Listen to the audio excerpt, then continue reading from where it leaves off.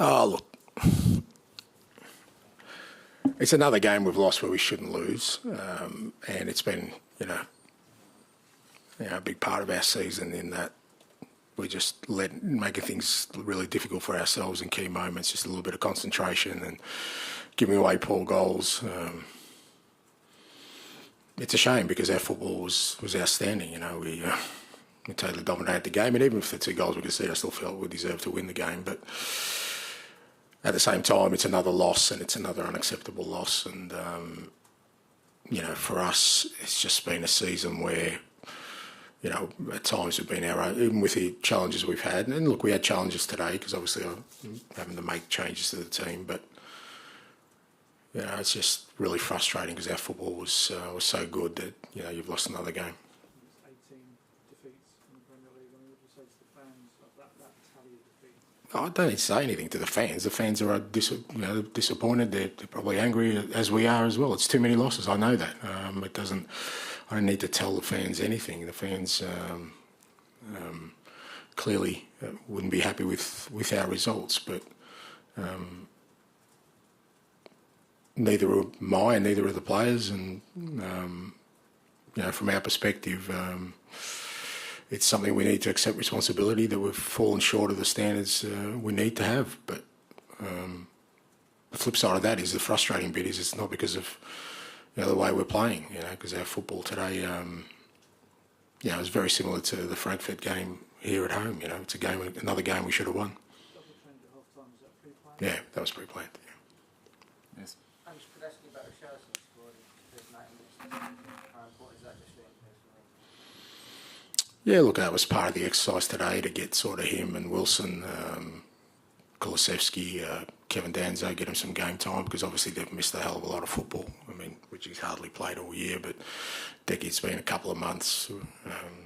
Same with Wilson and Kevin. So from that perspective, it was good that they all got through it and got some meaningful minutes. We could rest a few others, which was also useful for us.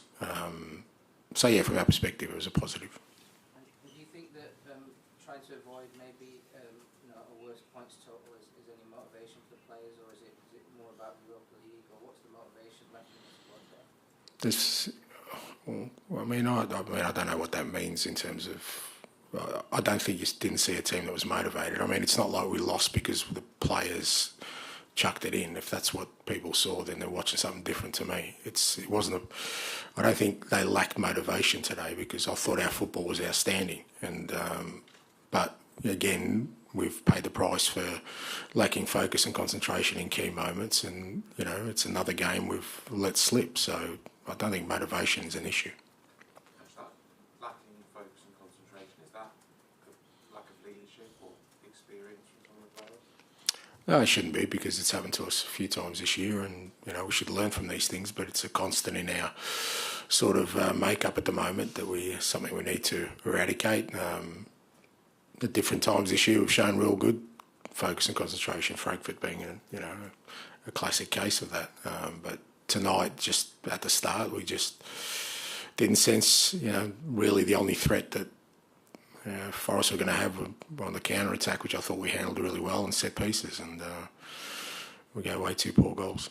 And I wanted to ask about Vicario as well. Last weekend, an error tonight. Do you have any worries about his confidence at all with something pop up like that? No, I don't. No, he's fine.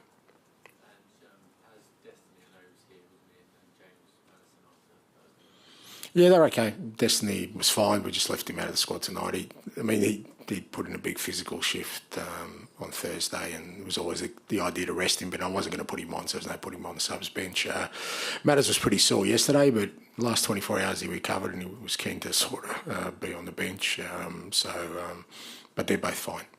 What was the sort of thinking, I guess, with Mickey and Christian? I think you did at Wolves, you played them on Thursday and took them out with many people, thought they might not play tonight. Do you obviously feel those?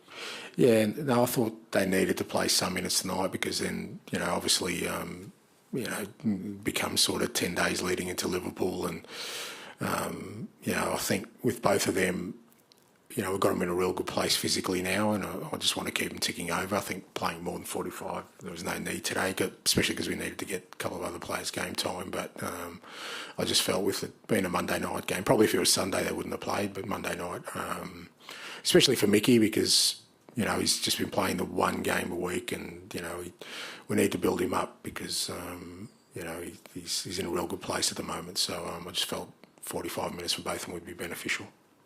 Okay, thank you. Thank you.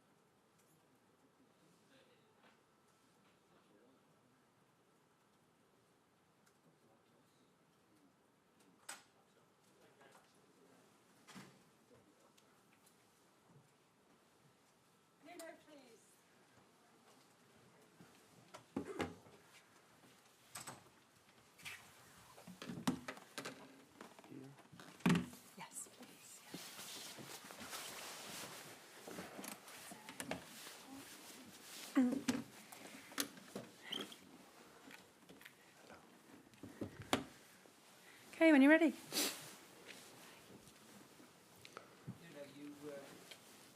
The reaction was very restrained at the end, but you must be delighted. It felt like a test of nerve.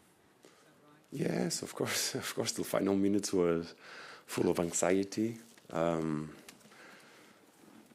wishing the time to go faster. Tottenham put us against the ropes. So, yeah, the final minutes was about that. Thrilled that you've done it, that you've rose to the test.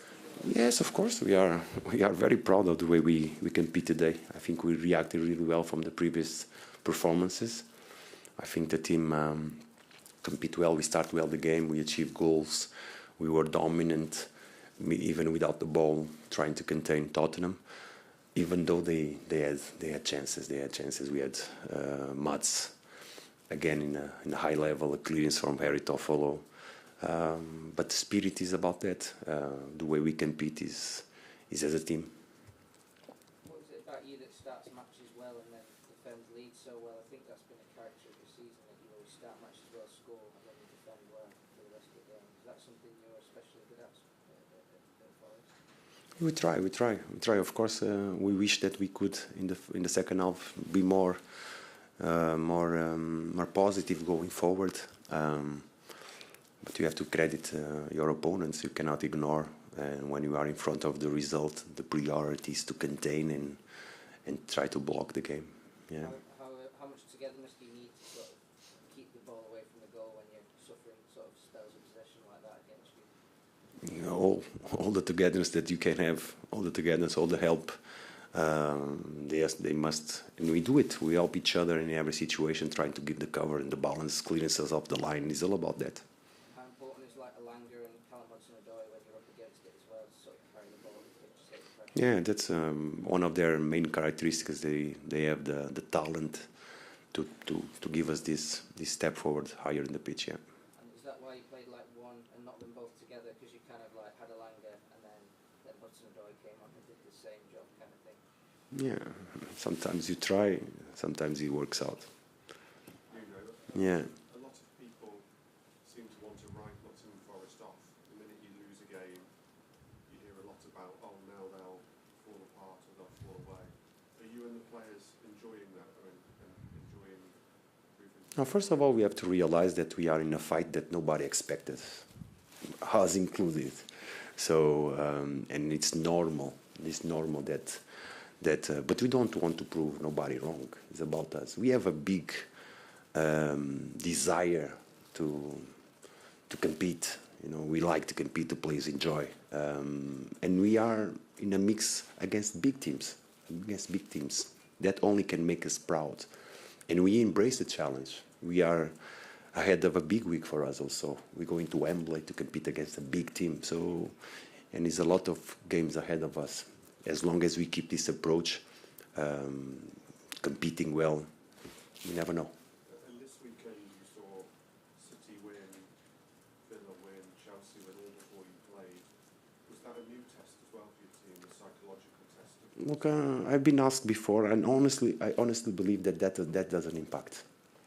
That doesn't impact playing before or playing after. You have to keep the same approach, and we've been trying to do it since the beginning of the season. Not looking at what people do, because you cannot control. It's all about your tasks in the pitch. So I really believe that doesn't impact. You weren't here at Tottenham very long. Is there any small part of you that is satisfied to come back here and show people? No, you maybe you don't know me enough to ask that question. But I'm not this kind of person. I was honored to be managing Tottenham, huge club, big club that I have a big admiration. I wish Tottenham all the best for his future, but you'll not ask that if you know me better. You know, you spoke about the end of the game having some anxiety and hoping the time was going quicker. Everybody, us, the players, our fans at home, counting the seconds. Is that how the end of the season is going to feel now you're third? You just want to get there now? No, the end of the season is going to be anxiety, nerves, and we have to deal with that. Could I ask about Hayterstv? Yeah. The worst as you mentioned, he produced that goal line clearance. Yeah. It kind of felt like it symbolised your spirit.